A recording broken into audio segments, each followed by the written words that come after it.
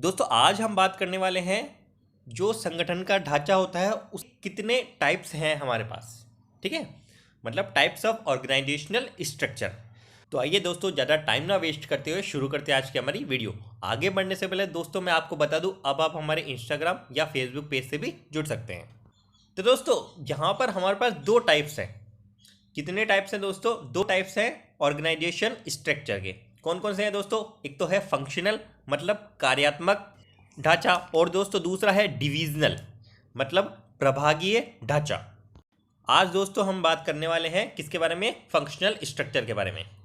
तो दोस्तों यदि बात की जाए फंक्शनल मतलब कार्यात्मक ढांचे की, तो नॉर्मली कौन सी कंपनियां इस स्ट्रक्चर को यूज करती है दोस्तों?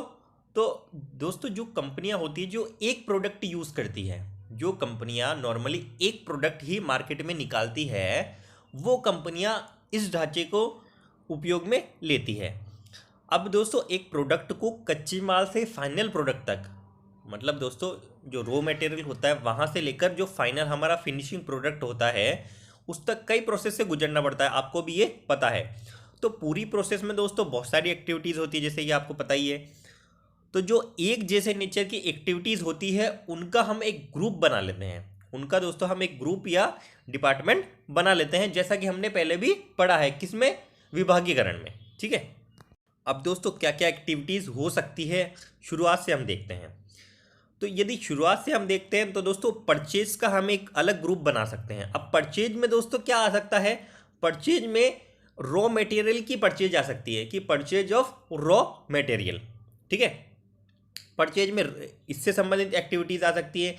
इसके अलावा दोस्तों हम प्रोडक्शन का क्या बना सकते हैं? एक डिपार्टमेंट बना सकते हैं। प्रोडक्शन में क्या क्या आ सकता है दोस्तों? प्रोसेस आ सकती है। प्रोसेस किसकी? मतलब जो प्रोडक्ट आपका बन रहा है उसकी प्रोसेस, प्रोसेस ऑफ प्रोडक्शन। ठीक है, इसके अलावा दोस्तों क्वालिटी कंट्रोल। ठीक है, क्वालिटी सही है कि नहीं, क्वालिटी कंट्रोल आ सकता है इसमें। इसके अलावा दोस्तों मेंटेनेंस आ सकता है किसमें? प्रोडक्शन में। इसके अलावा दोस्तों हमारे पास क्या आ सकता है? मार्केटिंग। अब आपका प्रोडक्ट बन गया तो इसमें क्या है, आप उसका क्या करोगे? एडवर्टाइजमेंट करोगे, उसकी सेल्स करोगे। सेल्स भी कर ली, अगर सेल्स सही हो रही है तो है ही। इसके अलावा दोस्तों आप सर्च भी करोगे कि मार्केट में यदि हमारा जो प्रोडक्ट है चल रहा है उसमें कुछ कमियां हैं तो उसके बारे में रिसर्च कर सकते हो। नया प्रोडक्ट निकालने की सोच रहे हो तो उसके बारे में आप रिसर्च कर सकते हो। इसके अलावा कस्टमर्स की सर्विस भी मार्केटिंग में आएगी। इसके अलावा दोस्तों फाइनेंस, अगर आपके पास पैसा नहीं होगा तो आप बिजनेस नहीं कर पाएंगे। तो पैसा आप कहाँ कहाँ से जुटाओगे? शेयर से जुटाओगे, बैंक से लोन लोगे, डिबेंचर से लोन लोगे, किस तरह का आपका कैपिटल स्ट्रक्चर होगा, फाइनेंशियल प्लानिंग कैसी है, ये दोस्तों आपका आएगा फाइनेंस के अंदर। तो दोस्तों हमने यहाँ पर क्या किया कि जो अलग अलग एक्टिविटीज़ थी, अलग अलग एक्टिविटीज़ थी और जो एक जैसी थी, एक जैसे नेचर की थी, उनको एक अलग ग्रुप में बांट दिया। ठीक है, तो ये तो हो गए दोस्तों जो है अलग अलग विभाग का विभागीकरण हो गया। अब इनके ऊपर दोस्तों कौन हो सकता है? इनके ऊपर एक मैनेजिंग डायरेक्टर हो सकता है, और उसके भी ऊपर दोस्तों कौन होगा? होगा बोर्ड ऑफ डायरेक्टर। ठीक है, बोर्ड ऑफ डायरेक्टर सबसे ऊंचा लेवल, उसके अलावा मैनेजिंग डायरेक्टर, और फिर ये जो है डिविजनल हेड, या फिर आप बोल सकते हो जो इनके डिपार्टमेंट हेड है, डिपार्टमेंट हेड बोल सकते हो इनको। ठीक है, तो इस तरह का कुछ दोस्तों स्ट्रक्चर होता है किसमें? फंक्शनल में, कार्यात्मक स्ट्रक्चर में। अब दोस्तों इसके कुछ ना कुछ फ़ायदे भी होंगे लेकिन कहीं ना कहीं नुकसान भी होंगे। तो फ़ायदे क्या क्या है, एडवांटेज क्या क्या है दोस्तों, वो देख लेते हैं। तो दोस्तों जो कार्यात्मक ढांचा होता है वो स्पेशलाइजेशन को बढ़ावा देता है। स्पेशलाइजेशन को बढ़ावा इसलिए देता है क्योंकि हम एक नेचर की एक्टिविटीज़ के लिए एक अलग ग्रुप बना लेते हैं और उसके लिए मैनेजर फिक्स करते हैं उसी योग्यता वाला।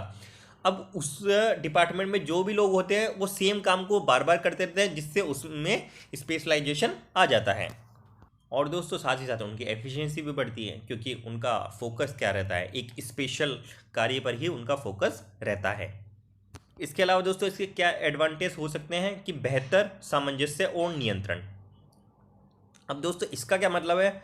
तो दोस्तों यदि एक ही बंदे को एक ही तरह की एक्टिविटीज़ संभालनी होती है तो इससे उस पर कंट्रोल अच्छा रहता है, लागत भी कम आती है और कंट्रोल भी अच्छा रहता है। और दोस्तों इसमें सभी एक्टिविटीज़ एक दूसरे पर डिपेंड करती है, तो कोऑर्डिनेशन भी दोस्तों अच्छा रहता है। इसके अलावा दोस्तों इसका फ़ायदा हो सकता है कि लागत को कम करता है। तो लागत को तो कम करेगा ही, जब उसकी एफिशिएंसी बढ़ेगी, वो एक ही स्पेसिफिक कार्य को करता रहेगा, स्पेशलाइजेशन आएगा तो डुप्लीकेशन नहीं होगा, मतलब किसी कार्य की पुनरावृत्ति नहीं होगी, जिससे उसकी लागत कम आएगी। और जो संशोधनों का जो दोहन होता है, मतलब जो वेस्टेज होता है, वो भी वेस्टेज कम होता जाएगा, जिससे लागत कम आएगी। इसके अलावा दोस्तों इसका एक फ़ायदा क्या हो सकता है कि कर्मचारी को ट्रेनिंग देना आसान, क्योंकि दोस्तों इसमें जो कर्मचारी होंगे उनको एक स्पेसिफिक फील्ड की ही आपको ट्रेनिंग देनी होती है।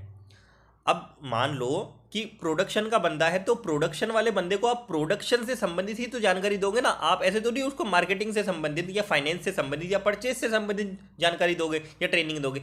आप प्रोडक्शन वाले को प्रोडक्शन की जानकारी दोगे। इसी तरह दोस्तों मार्केटिंग वाले को आप फाइनेंस की जानकारी देकर क्या करोगे, या प्रोडक्शन की जानकारी देकर क्या करोगे, आप केवल उसको ट्रेनिंग किसकी दोगे, मार्केटिंग की दोगे। तो इस तरह से क्या है, इसमें ट्रेनिंग देना आसान है, क्योंकि बहुत कम ट्रेनिंग देनी होती है और एक ही फील्ड की ट्रेनिंग देनी होती है। इसके अलावा दोस्तों हम बोल सकते हैं एम्प्लॉयज़ की एफिशिएंसी बढ़ती है तो मैनेजर्स की भी बढ़ती है, क्योंकि उसको भी क्या है, एक ही डिपार्टमेंट संभालना होता है। ऐसे नहीं उसके अंडर में बहुत सारे डिपार्टमेंट होते हैं, जो मैनेजर होता है उसके अंडर भी एक ही डिपार्टमेंट होगा। जैसे प्रोडक्शन वाला मैनेजर हो तो प्रोडक्शन ही होगा उसके अंडर है, तो उसको खुद का ही देखना पड़ता है, उसकी भी एफिशिएंसी बढ़ती है। तो ये तो दोस्तों रही किसकी बात, एडवांटेज की। अब दोस्तों डिसएडवांटेजेस भी हो सकते हैं। क्या क्या हो सकते हैं दोस्तों, इसमें क्या होता है, एक बेसिकली नुकसान क्या है इसका, सीधी सी बात है, आप भी समझ सकते हैं कि इसमें आदमी कंपनी के उद्देश्य पर कम ध्यान देगा, मतलब कंपनी का जो मेन ऑब्जेक्टिव है उस पर तो कम ध्यान देगा। वो जो अपने जो विभाग का है ना, अपने डिपार्टमेंट का, वो केवल उसका ज़्यादा ध्यान रखेगा कि बोले भैया मेरे को तो अपने से मतलब है, मेरे को किसी से क्या मतलब, मेरे को तो अपने से मतलब है, मेरे को किसी से मतलब नहीं है। तो वो संगठन का वहां पर भला नहीं सोचता है, वो केवल क्या है, अपनी चीज़ देखता, अपना डिपार्टमेंट देखेगा। अब इससे कई प्रॉब्लम आ सकती है दोस्तों, जब दोस्तों वो केवल खुद का ही देखेगा, खुद के संगठन का देखेगा, कोऑर्डिनेशन नहीं करेगा, हेल्प नहीं करेगा, सारी चीज़ें नहीं करेगा, तो कंपनी के जो ऑब्जेक्टिव्स हैं, जो गोल है, वो पूरे नहीं हो सकते, सीधी सी बात है। अब इसमें दोस्तों फ्लेक्सिबिलिटी का अभाव पाया जाता है। कैसे दोस्तों, फ्लेक्सिबिलिटी का अभाव इसलिए पाया जाता है क्योंकि इसमें जो डिपार्टमेंट में जो एम्प्लॉयज़ होते हैं उनको केवल उसी डिपार्टमेंट की ट्रेनिंग दी जा सकती है, तो उनको क्या है, शिफ्ट नहीं किया जा सकता। अब प्रोडक्शन वाले बंदे को आप मार्केटिंग में शिफ्ट नहीं कर सकते, क्यों, क्योंकि उसको नॉलेज ही नहीं है, एक्सपीरियंस ही नहीं है, सीधी सी बात यह है।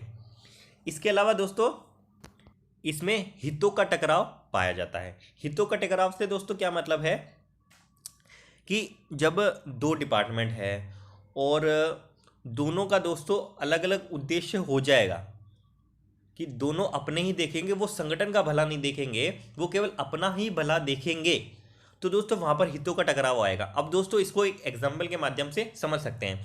जैसे दोस्तों सेल्स वाली टीम मार्केट में रिसर्च करती है और नया ट्रेंड एक बताती है कि ये नया ट्रेंड मार्केट में आने वाला है या फिर चल रहा है, ये मान लो, ठीक है। तो सेल्स वाली टीम ने दोस्तों कोई पैटर्न सजेस्ट कर दिया प्रोडक्शन वाली टीम को कि बोले भैया हमें तो इस तरह का प्रोडक्ट चाहिए, इस पैटर्न पे आप प्रोडक्शन करो। लेकिन दोस्तों प्रोडक्शन वाली टीम का कहना है कि ये चीज़ इस कॉस्ट में पॉसिबल नहीं है, हमारी कॉस्ट भी बढ़ेगी और हमारे पास इतने रिसोर्सेज भी नहीं है। तो वहाँ पर हितों का टकराव होगा।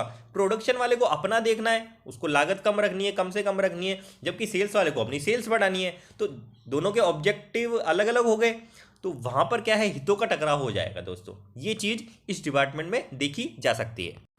एक दोस्तों जैसे जैसे ये विभाग बढ़ता जाता है, वो डिपार्टमेंट बढ़ता जाता है, तो वहाँ पर कोऑर्डिनेशन का अभाव भी पाया जाता है इस वाले स्ट्रक्चर में। अब दोस्तों यदि बात की जाए कुल मिलाकर कि ये कौन सी कंपनियों के लिए सूटेबल है, तो दोस्तों ये जो बड़ी कंपनियां होती है और एक ही प्रोडक्ट निकालती है, जैसा कि मैंने स्टार्टिंग में बताया, जो बड़ी कंपनियां हैं एक ही प्रोडक्ट निकालती है मार्केट में, उनके लिए ये सूटेबल है। और जिनमें दोस्तों एक अच्छे बड़े लेवल का स्पेशलाइजेशन चाहिए होता है, जिसमें काम करने के लिए आपको बड़ा स्पेशलिस्ट होना पड़ता है, क्योंकि यहाँ पर क्या है, प्रोडक्शन वाला है तो प्रोडक्शन की जानकारी रखने वाला ही सेलेक्ट होगा, तो एक आपको बड़े ऊंचे लेवल के ज्ञान की आवश्यकता होगी। तो वहाँ पर क्या है, ये सूटेबल है। तो दोस्तों ये होता है कौन सा स्ट्रक्चर, फंक्शनल स्ट्रक्चर या फिर कार्यात्मक ढांचा। एकदम सिंपल है, कोई इसमें दिक्कत वाली बात है नहीं। उम्मीद करता हूँ आपको समझ भी आया होगा। आने वाले वीडियो में दोस्तों हम देखेंगे कि डिविजनल स्ट्रक्चर कैसा होता है। तो तब तक के लिए धन्यवाद। उम्मीद करता हूँ आपको वीडियो पसंद आया। वीडियो यदि दोस्तों पसंद आए तो वीडियो को लाइक करें, चैनल को सब्सक्राइब करें और शेयर भी करें। धन्यवाद।